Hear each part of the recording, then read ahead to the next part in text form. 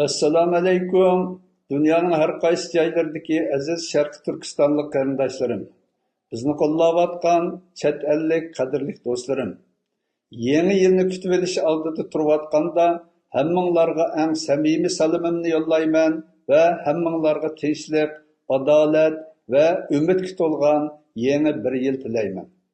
O'tib ketayotgan bu bir yil Sharqiy Turkiston davosi og'ir sinoqqa va xirisga duch kelgan, xalqaro vaziyat jiddiy o'zgargan, millionlagan xalqimizning taqshi jazo lagerlarida, turmalarda va surgunlarda og'ir azob oqibat chekayotgan bir yil bo'ldi. Ammo bu xirislarga, besimlarga, zulmlarga bosh egmay, xalqimizning hurligi, vatanimizning mustaqillik uchun elib berayotgan haqqoniy kurashimiz to'xtab qolmadi. Kimligimizni, e'tiqodimizni, tilimizni va madaniyatimizni qo'g'dash irodamiz qat'iy bo'shashmadi. Biz haqiqatning kuchiga, adolatning cho'qim g'alaba qildiganligiga, vatanimizning cho'qim mustaqil bo'ldiganligiga va millatimizning hamon bir kuni erkinlikka erishadiganligiga ishonamiz.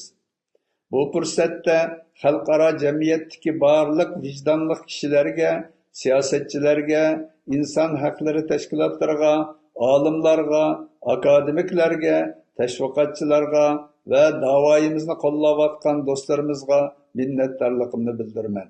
Sizlarning qo'llashinglar va hamkorliginglar Uyg'ur xalqi uchun ruhiy kuch va umidning manbasidir.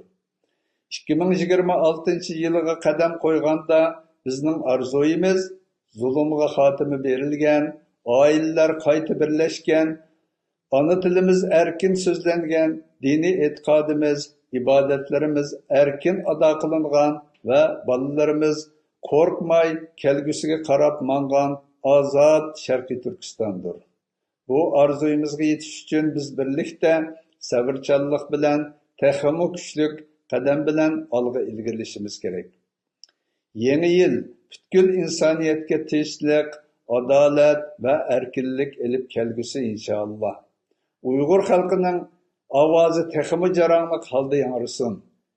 Qalbimiz yangi umidlarga to'lsin. Birlikda g'albiga qarab mangayli. Yangi yilingizga muborak bo'lsin. Alloh birligimiz va inoqligimizni mustahkam qilsin. Rahmat.